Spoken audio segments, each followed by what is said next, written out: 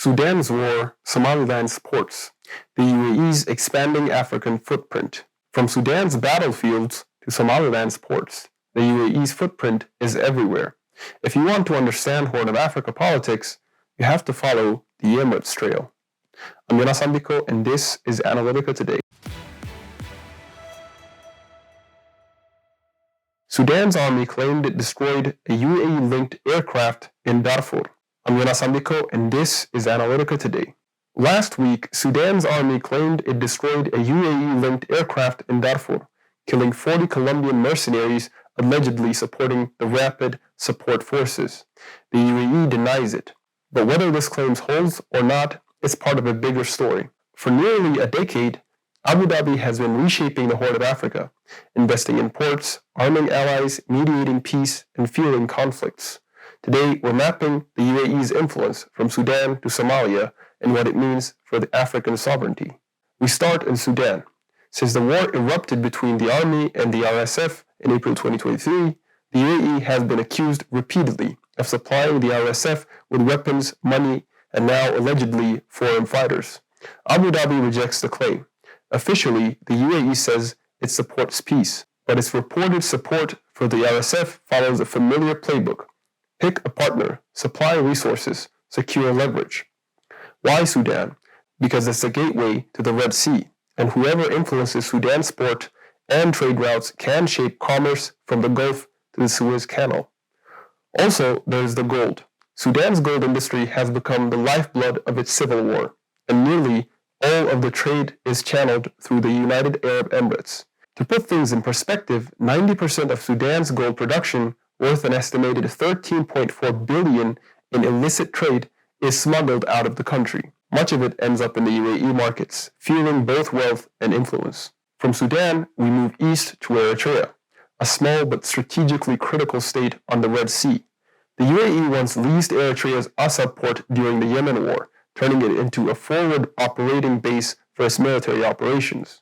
That gave Abu Dhabi a foothold on the Bab el-Mandeb, the narrow choke point linking the Red Sea to the Gulf of Eden, through which 12% of global trade passes. Today, the direct military partnership has cooled. Eritrea has accused the UAE of interference and a backing political adversary. But the infrastructure and networks Abu Dhabi established in Assab remains an enduring asset.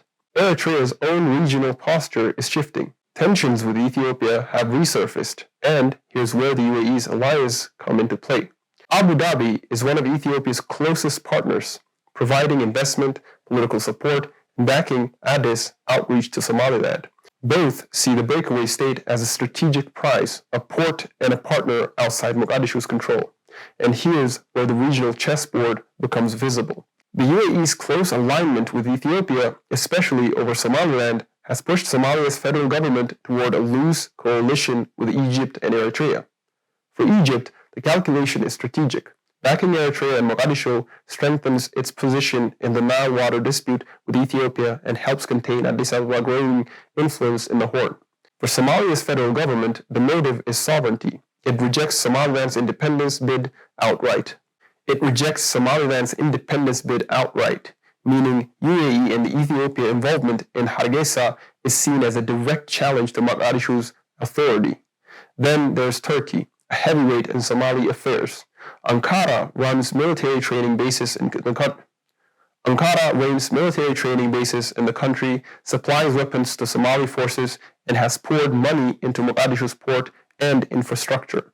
These are not quiet maneuvers. They're open rivalries shaping trade routes, military alliances, and political decisions from the Gulf of Eden to the Nile Basin. But the Horn is just one theater in a much bigger game.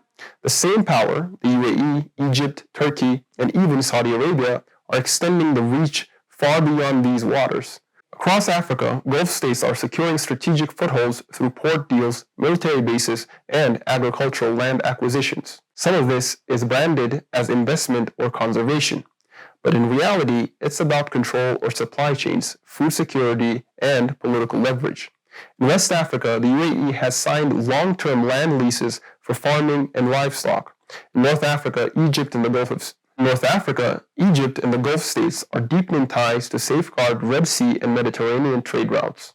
Turkey has expanded its military footprints from Somalia to Libya, projecting influence across two coasts. The pattern is clear: secure coastal choke points like Djibouti, Berbera, and Port Sudan.